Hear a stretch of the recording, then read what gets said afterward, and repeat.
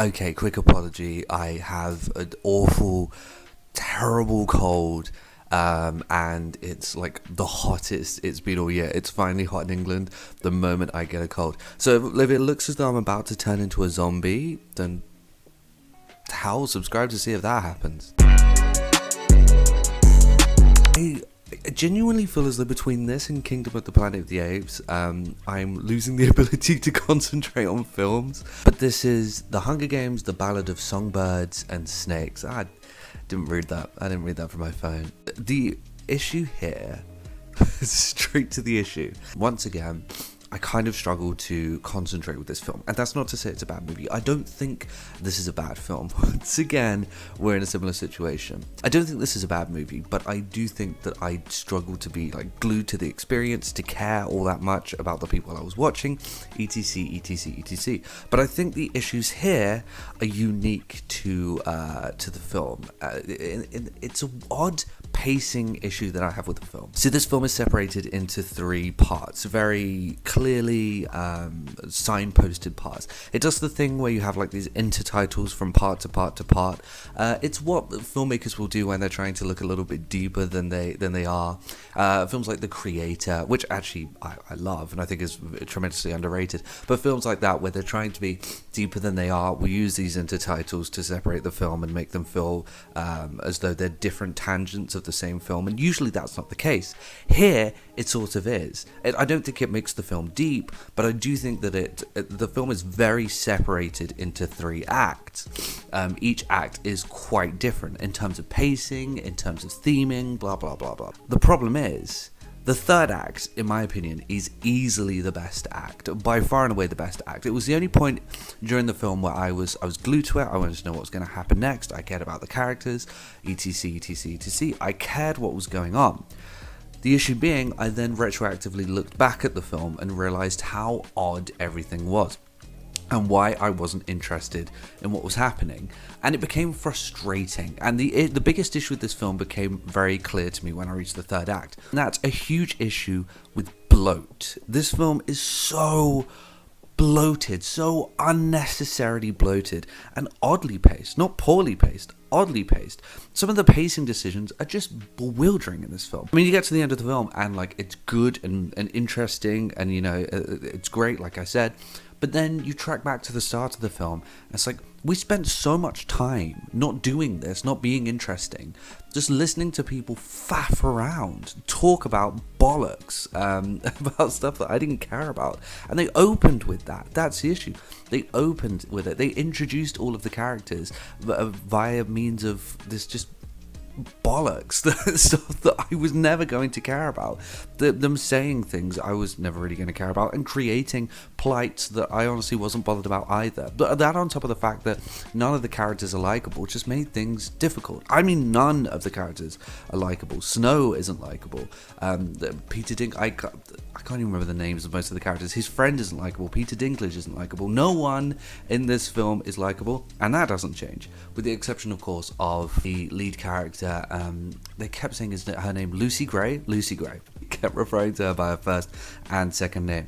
I was not a fan of the performance here. I wanted to be. I think she's gorgeous, but I just wasn't a huge fan of the performance. And I think it might be the directing or the character or something. The accent was weird and off and didn't fit in with the rest of the film. The way that she like behaved, the sort of very flamboyant, overzealous character, was very roguish for like 5 minutes and then immediately dropped that veneer, and I wasn't a huge fan of that. She also felt tremendously lucky, which I guess kind of is the point. And the biggest thing and the biggest issue that I had with the character, and to be honest with the film, was the singing, the constant singing over and over again. And I understand. The film is called The Ballad of Songbirds and Snakes. It's gonna have singing in it. I understand it's gonna have singing in it. But I didn't like it. I just didn't like it. It didn't feel diegetic. It didn't feel natural. I don't like singing in films anyway, especially when it's completely uncalled for. And here it it felt called for, and I still didn't like it. It just felt like someone trying to be an actor and a singer at the same time. It felt like someone trying to launch their singing career, like one of those Disney films where it's really just a platform to launch the singing career of some pop star, some future pop star. That's what it felt like in this film, and I really didn't like that. So what I didn't like about the first act, was that it just kind of dragged. I didn't really care about, like I said, I didn't really care about what any of the characters were going through. I understood that the stakes were high, but it felt very genetic. It felt tremendously genetic. It felt very generic. There was nothing interesting in terms of cinematography, performances, writing, scripting, nothing. There was nothing here that I haven't seen in other films. Nothing exciting to sink my teeth into, which is odd because, again, during the third act, I think there kind of was. But it was just a lot of generic chit-chat in generic locations with generic characters. The second act, the Hunger Games, sort of happened. I felt as though they kind of speed ran that. It went by a bit too quickly, and I don't really think there was too much depth in it. I understand that it was sort of a beta to what we would then see in the future. I get that, but it kind of flew by, and I don't know, it just didn't really hit as much as it could have for me, though I did think it was fairly interesting. I did think things began to get a little bit better then.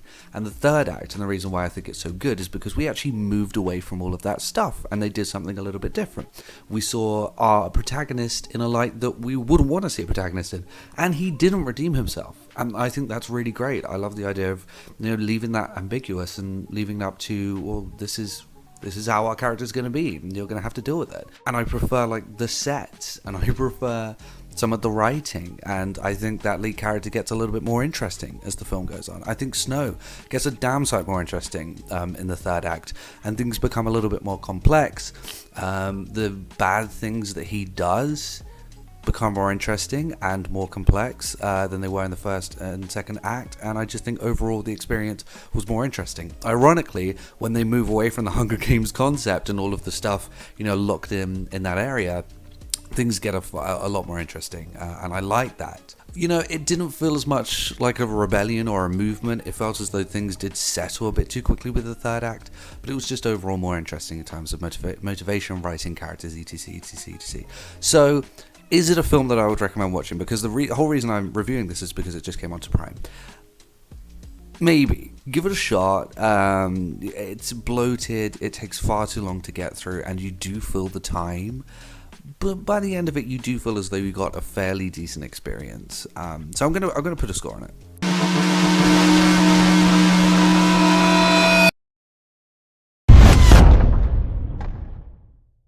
So that's the score.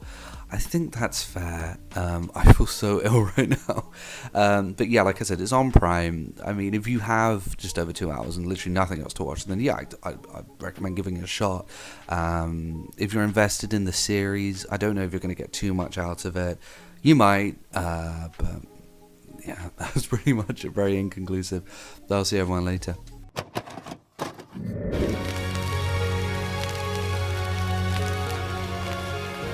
The PlayStation is only $149, and you can also get leading titles.